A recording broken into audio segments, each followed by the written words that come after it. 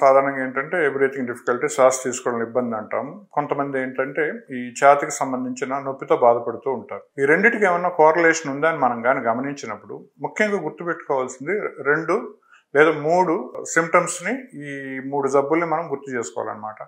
వీటిలో చాలా ముఖ్యమైనది వచ్చేసి న్యూమోనియా. ఎటు సైడ్ అయితే లంగ్ ఇన్ఫెక్ట్ అవుతుందో, ఎటు సైడ్ అయితే ఊపిరితిత్తుల లోపల ఈ క్రిములు వెళ్ళి బ్యాక్టీరియా కానీ, వైరస్ కానీ, ఫంగస్ కానీ న్యూమోనియాగా మారుతాయో అక్కడ ఛాతీలో నొప్పి రావడం జరుగుతుంటుంది.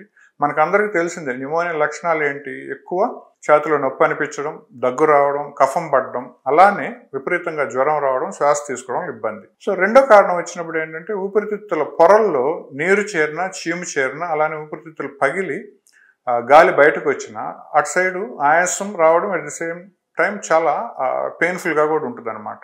సో ఈ పాసిబిలిటీస్ కూడా మనం గుర్తుపెట్టుకోవాలి. అన్నిటికంటే ముఖ్యంగా లైఫ్ థ్రెటనింగ్ సిచ్యువేషన్ని పల్మనరీ థ్రాంబో ఎంబాలిజం అంటాం. అంటే ఊపిరితిత్తులకు వెళ్ళే రక్తనాళాల లోపల, అంటే గుండె నుంచి ఊపిరితిత్తులకు సరఫరా అయ్యే రక్తనాళాల లోపల బ్లాక్స్ వచ్చినప్పుడు, ఇప్పుడు మనం హార్ట్ అటాక్ అంటాం కదా, హార్ట్ అటాక్లో ఏంటి? హార్ట్కి వెళ్ళే రక్తనాళాల్లో బ్లాక్ వచ్చి హార్ట్ అటాక్ రావడం.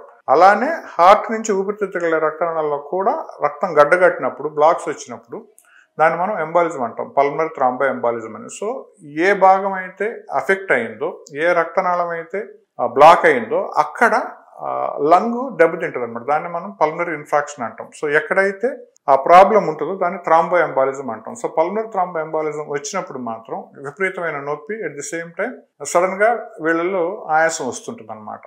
సో ఈ పల్మనరీ థ్రాంబో ఎంబాలిజం చూడడానికి న్యూమోనియా లాగానే అనిపిస్తుంది, కానీ స్పెసిఫిక్ టెస్ట్లు చేసినప్పుడు, అంటే మనం బ్లడ్ టెస్ట్, డీడైమర్ అనే బ్లడ్ టెస్ట్ చేసినప్పుడు సర్వసాధారణంగా చాలా ఎక్కువగా ఉంటుంది. సిమ్టమ్స్ హార్ట్ రేట్ ఎక్కువ ఉండడము, బీపీ తగ్గిపోతున్నట్టు అనిపించడము, గుండెలో దడ, ఒక విపరీతమైన స్టాబింగ్ టైప్ ఆఫ్ పెయిన్, ఆయాసం కానీ సడన్గా కానీ డెవలప్ అయితే, ఇది పెద్దవాళ్ళలో కావచ్చు, లేదంటే మధ్య వయసులో వారు కావచ్చు, బెడ్ రిడన్ ఉండే వాళ్ళలోనూ జరగవచ్చు, లేదంటే ఈ ఓసీ పిల్స్ మీద ఉండే లేడీస్ కావచ్చు, లేదంటే ఎక్కువ ఇమ్యూనో సప్రెషన్ మెడికేషన్, స్టెరాయిడ్స్ మీద ఉండే వ్యాధిగ్రస్తులు కావచ్చు, అలానే చాలా లెంగ్తీ ఎయిర్ ట్రావెల్ చేసిన వాళ్ళల్లోనూ, ఇమ్మొబిలైజేషన్ ఉండే వాళ్ళలోనూ ఈ పల్మనరీ థ్రాంబో ఎంబాలిజం రావచ్చు. సో బ్యాక్గ్రౌండ్ హిస్టరీ తీసుకొని ఇటువంటి సిమ్టమ్స్ కానీ ఉంటే, ఇంతకుముందు చెప్పినట్టుగా డీడైమర్ లెవెల్స్ ఎక్కువ ఉన్న, 2D ఎక్కువ చేసినప్పుడు, రైట్ సైడ్ హార్ట్ ఎన్లార్జ్మెంట్ ఉన్న ఈ ప్రాబ్లం ఉండొచ్చని సస్పెక్ట్ చేసి సిటీ పల్మనరీ యాంజియో అనే టెస్ట్ చేయడం జరుగుతుంది.